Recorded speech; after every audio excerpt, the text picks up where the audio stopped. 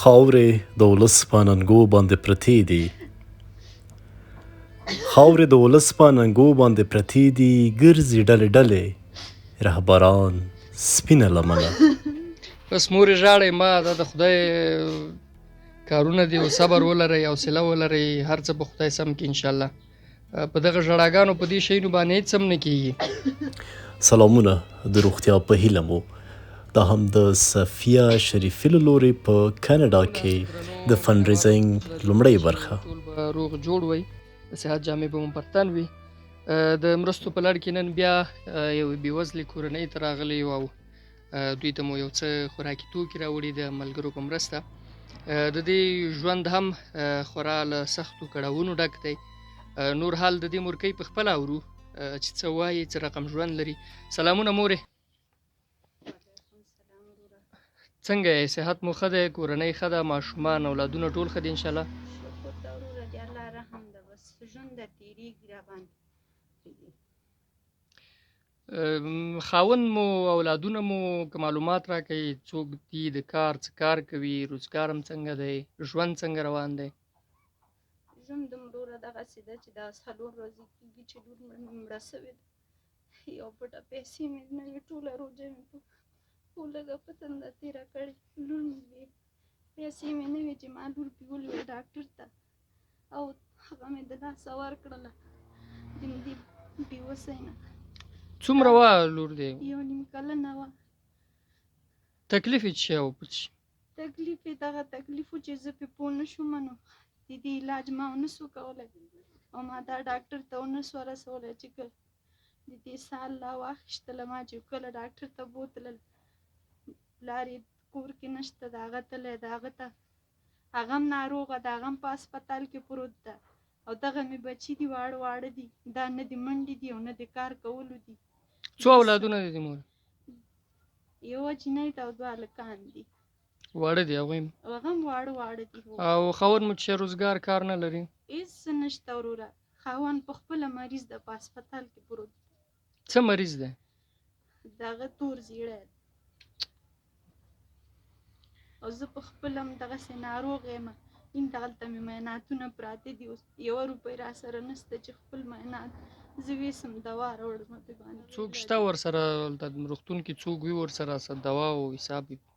ورور یې ورسره ده، ورور یې دی چې کله دوایانې ولیکي، هغه هم بیچاره ځي هلته، د 300 روپۍ دیاړي ده، هغه چې کله دیاړي ورته پیدا سي هغه دوا واخلي، او که ورته پیدا نه سي نه د هغه دوا کېږي او نه. او د لور د 1.5 کال څومره وخت کېږي چې وفات شو؟ دغه 4 ورځې کېږي، د اختر په 5مه ورځ وه. دې نه مې مخکې یو زوی مړ سو، بیا مې دا لور سو، اوس مې لور مړه سو. هغه زوی دې په څه مړ شو؟ هغه هم همدغه بیماري پکې وه، وایي تا کې بیماري ده، وایي ماشومان دې وایي اخلي دغه بیماري. خپله کوم ډاکټر ماکټر ته نه یې تللی تر اوسه؟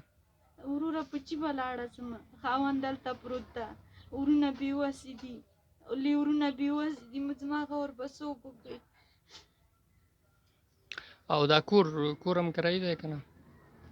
په کرایه وو. څو روپۍ کرایه ورکوئ د کور؟ 1.5 روپۍ کرایه ورکوو. هغه سړی د لغمان ده، او موږ سره د دغې خبرې مرسته کوي، وایي زه 1.5 راکوئ. بس زه خدای دې رحم وکړي، او خدای دې په تاسې باندې رحم وکړي، سره د ټولو مسلمانانو. د صفیه شریفي په نوم باندې یو خور ده، د کاناډا نه هغوی فنډریزینګ کړی دی او یو څه پیسې یې راستولې وې، په هغې باندې موږ ستاسې لپاره دغه د کور اړینه سودا اخیستې ده او دلته مو راوړله. نو خدای دې وکړي چې د یو څه وخت لپاره ستاسې چاره پرې روانه شي، او یو څه د ژوند هغه لومړني ضرورتونه چې دي هغه پوره شي. دغې خور ته او ورسره په خوا کې موږ ته او ټولو مسلمانانو ته فقط ستاسې د دعاګانو اړتیا ده. دعا به کوئ سره ښه وکړئ، الله تعالی دې تر څو دنیا آباده وي هغه دې الله آباده لري، چې موږ سره دا کومک کړی، هغې سره دې هغه لوی الله کومک وکړي. امین. الله تعالی دې هغه روغه جوړه لري چې تا زموږ سره دا کومک کوي. امین. الله دې ورته بچي لري، الله دې ورته خاوند د سرتورې دې الله وساتي، زموږ په شان ته د غم نه او دغه سوي سوختګي نه دې الله وساتي. امین. امین. بس نو مورې خدای ته به صبر کوو، او څه چې په خط کې وي او په قسمت کې وي هغه به رارسېږي. حوصله به نه بایلئ او ژوند دی دا ستونزې په هر چا راځي. هر څوک داسې مشکلات لري، ناروغي او تکلیفونه دا د الله تعالی له لورې دي.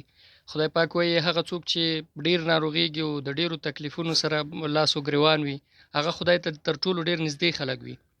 نو حوصله ولرئ، صبر ولرئ، انشاءالله هر څه به خدای سم کړي.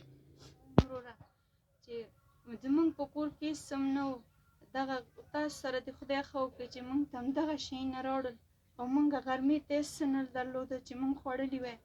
او زه په خپله بیماره یم، یوه روپۍ راسره نشته ده. او که د دې د وسې نه مار څه پوره دغه نغدي مرسته ما سره وکړي چې زه خپل علاج وکړم او دې بچې نه زه لاړه نه شم. او ډاکټر وایي چې ته خپل علاج ونه کوې ماشومان دې مري ته هم مرې. او زمونږ وسه نشته چې مونږ خپل علاج وکړو. خاوند مې روغتون کې پروت ده، د هغه علاج وکړم پې باندې او د ځان علاج وکړم چې دا بچي مې راته زه سرپرسته پاتې سم. الله دې تاسو سره هم ښه وکړي. هغه چا چې دا مرسته رالېږلې ده هغو سره دې هم الله ښه وکړي. الله تعالی دې تاسو هم ژوندي لري، هغه دې هم خدای ژوندي لري او خدای هم جوړ او روغ آباده لره چې تاسو موږ سره دا مرسته وکړله. خیر اوس، خدای دې رحم وکړي. ډېره مننه مورې، ژوندی اوسئ. دا ستاسې معاینات دي؟ هو دغه د ما معاینات دي.